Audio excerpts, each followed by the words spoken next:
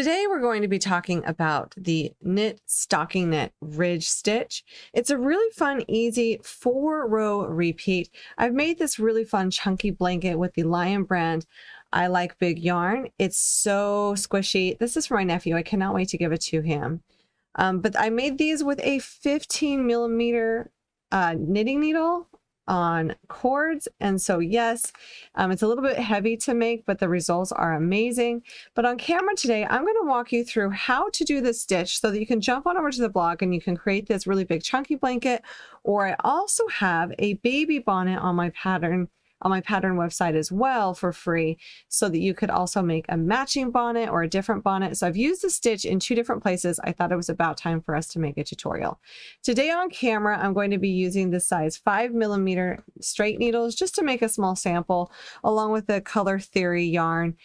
This is a worsted weight, just so we can see how we work up those stitches. Let's go ahead and get started. Now, the fun thing about the Stockinette Ridge Stitch is you can cast it on in any amount of even stitches you want.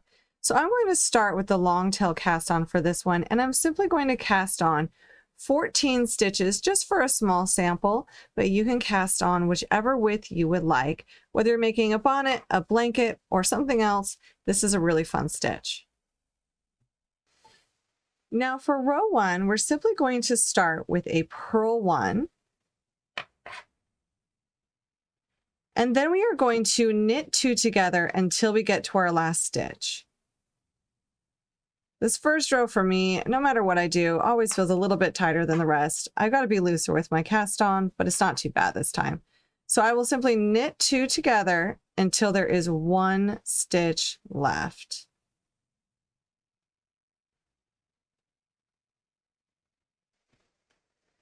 And once we get to that very last stitch, we're simply going to purl it. And that will be row 1 for the Stockinette Ridge Stitch.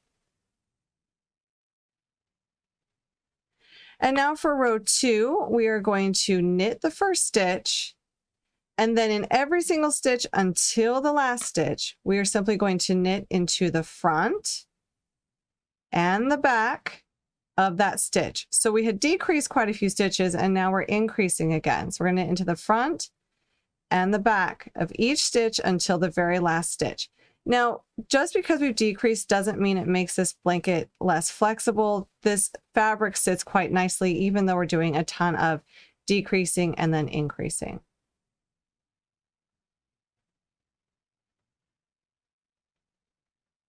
And now that we are to our last stitch, we will simply knit that last stitch. And that is row 2.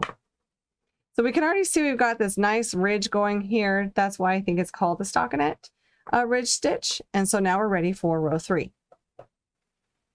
Now guess what? Row 3 is super simple. We are simply going to purl in every single stitch across.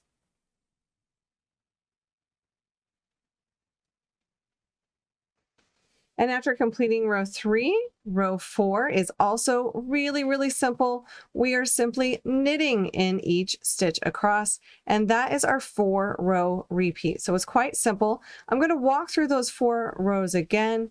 And once you do a few repeats of this, you don't even need to look at a pattern. You just know where you're at, and it's a really relaxing stitch with great texture. So let's start again by doing row 1. With row 1, we're simply going to purl into the very first stitch. This is row 1 of our repeat. And then we are going to knit 2 together until the very last stitch of the row. And then in the very last stitch of the row, we will purl 1.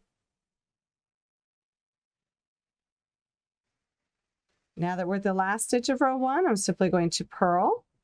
And then for row 2, we are going to start by knitting the first stitch. And then we are going to knit into the front and the back of each stitch across until we get to the very last stitch of the row, and we will knit into that last stitch.